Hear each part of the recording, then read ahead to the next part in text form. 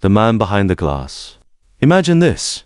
You're a high-rise window cleaner, hanging hundreds of feet above the ground. As you wipe the glass, you suddenly see a swollen, decaying body through the window. What would you do? This story took place in a second-tier city in China, where sleek glass towers dominate the skyline.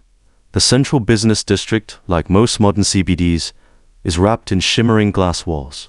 When those windows get dirty, they call in the Spider-Man. That's what people here call the high-rise window cleaners workers who dangle hundreds of feet above ground, strapped to harnesses, moving slowly down the side of skyscrapers, cleaning pane by pane.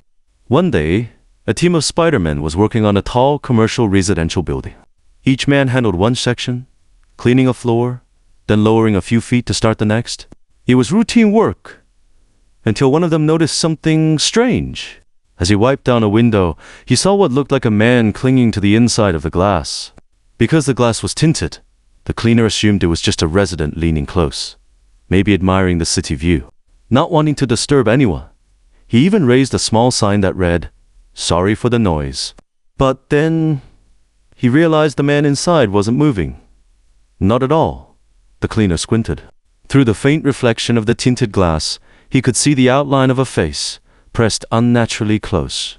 Thinking maybe it was a mannequin or someone asleep, he leaned closer, shielding his eyes to get a better look. And in that instant, he screamed. What he saw wasn't a man looking out, it was a corpse, hanging from the curtain rod. The body had been there for days, maybe weeks. The heat had caused it to decompose, the liquefied remains dripping and sticking to the curtain, creating the illusion of someone pressed against the window. The poor cleaner fainted on the spot.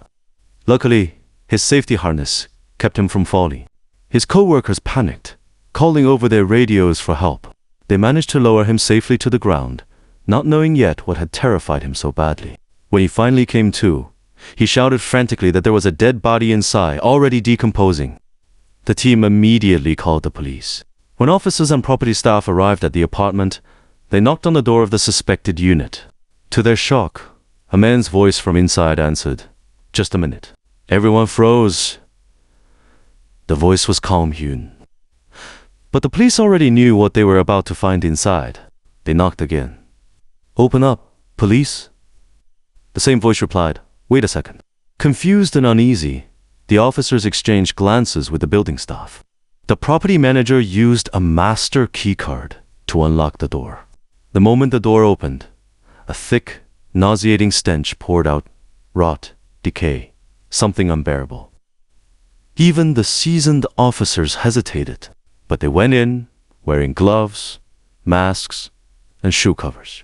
Inside, just past the entrance, they saw it. A man hanging from the curtain rod, surrounded by a pool of dark fluid and fragments of decayed tissue. He had taken his own life. The man was identified as the apartment's owner, a white-collar worker who had lived alone. Friends later said he'd been struggling after losing his job and being demoted. After the body was removed, the property needed professional biohazard cleaners, specialists trained to handle contaminated homes. A few days later, a team arrived. They had their own rituals. Before entering, one of them knocked gently and said, "Anyone home? We're coming in," a sign of respect for lingering spirits. From inside, a faint male voice replied, "Just a minute." The team looked at each other, startled. They had all heard it. Still, this wasn't their first time. They waited a bit, then opened the door with a universal key. Inside, the smell lingered. The curtains were still stained with the outline of a human form. The cleaners began their work packing belongings, scrubbing every surface, erasing the traces of what had happened. One man was packing boxes in the master bedroom. Just as he finished and turned to leave, a soft male voice whispered behind him, "Thank you." He froze. Slowly, he turned and saw a face, decayed and discolored, hanging upside down from the ceiling, just inches from his own. Most people would have run, but this man had seen worse. He pretended not to notice, backing slowly toward the living room. The face followed, always staying the same distance away. He realized only he could see it. His teammates saw nothing. So he spoke softly, Sorry to disturb you. We're just here to clean. Do you need anything else? The others paused, watching him talk to thin air. Suddenly, the figure turned its head and pointed toward another room. The cleaner followed, heart pounding. In that room, the apparition pointed again, this time at a small section of the floor near the wall. The man saw nothing unusual, just an ordinary wooden panel, but he trusted his instincts. He called for tools and gently pried the board open. Beneath the floorboards was a hidden compartment stuffed with cash and gold bars. It turned out the deceased had hidden his savings there, possibly intending to retrieve them one day.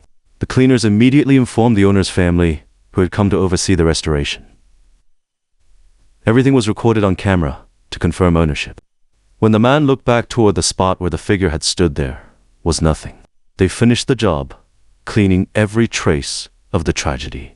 Before leaving, the team lit 3 incense sticks to pay their respects, bowed respectfully, and said, "We're done here. The place is clean. You can rest now." As they turned to close the door, it stopped halfway. And from inside, once again came that same soft voice. "Thank you." Then the door slowly shut on its own. The floating gas alarm. My name is Wang Bing, and I work for a gas company in Xiamen. Most of the time, our job involves teaming up with the police whenever there's a gas-related emergency. It was late one night in June 2025, well past 11. I was at the office with 2 colleagues, Mr. Li and Mr. Yang. We were winding down, brewing tea, thinking we'd have a quiet night. Then suddenly the sharp ring of the emergency line, 110, cut through the silence. The call came from a neighborhood close by. Cursing under my breath, I drove there alone. I searched the place up and down for nearly an hour. The gas pipelines, perfectly fine, equipment, no malfunctions, and yet, the alarm that triggered the call had simply vanished into thin air, like some phantom sound. Later, Mr. Yang asked me if it was that particular neighborhood. When I nodded, he lowered his voice and reminded me. Years ago, there had been a horrific gas explosion there. But because it happened too close to the infamous Xiamen BRT fire incident, the tragedy was hushed up. To protect the city's tourist image and avoid panic, the story was buried.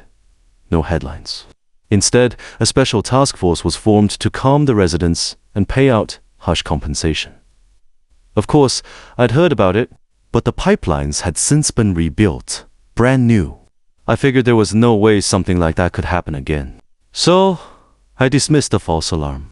A few nights later, almost at the exact same time, we were back in the office drinking tea, when the phone shrieked again. Same neighborhood. This time, Mr. Yang came with me. We worked the site until the middle of the night, took maybe 3 hours. The alarm sound floated in the air, sometimes near, sometimes far, like a ghost calling from nowhere. We searched every corner, checked every valve, spoke to the property manager and security guards. Nothing. No source. The sound felt.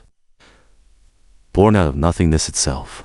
Then, just as frustration was boiling over, a man from one of the buildings suddenly burst out into the night. He was wearing nothing but his underwear, screaming at the top of his lungs, "There's a ghost?" Before we could react, he collapsed face first into a flower bed, unconscious. We called 120 for an ambulance. And when the medics arrived, they rushed to stabilize him. As they fitted him with oxygen, something terrifying happened. He shot upright from the stretcher, as if jolted by lightning. At that exact moment, the drifting alarm sound twisted, morphing into the sharp, piercing laughter of a woman. Cold, bone-chilling. A sound so sharp it sliced straight through your spine. Every one of us heard it. 8 people in total. Me, Mr. Yang, the paramedics, the security guards, the property manager. We froze. No one dared to speak. And just like that, the man collapsed back into unconsciousness. Later, when he regained his senses, trembling all over, he confessed what he had seen. That night, he too had heard the alarm and opened his door to check. On the stairwell stood someone. At first, he thought it was just a person wearing black clothing. But in the heat of a Xiamen summer, who would be covered head to toe in black? Feeling uneasy, he reached out. The touch made his scalp crawl lit, felt like bark, or the crust of a healing burn wound. The figure didn't move. The alarm still rang outside. But then the figure slowly turned its head, its face black, entirely black, even the eyes. And in that instant, he recognized her. The woman who had died in the explosion years ago. Half her face turned toward him, her mouth stretching unnaturally wide. And then, in a jagged, piercing voice, she screamed again and again. "Did you hear the alarm? Did you hear the alarm? Did you hear the alarm?" He bolted in terror, mind shattered, until his body gave out. After that night, the man moved out of the neighborhood for good. As for me, I still carry the shadow of that place. Even now, whenever I recall that drifting alarm or that terrible, shrill laughter, I feel a chill spread across my chest, tightening like a vice.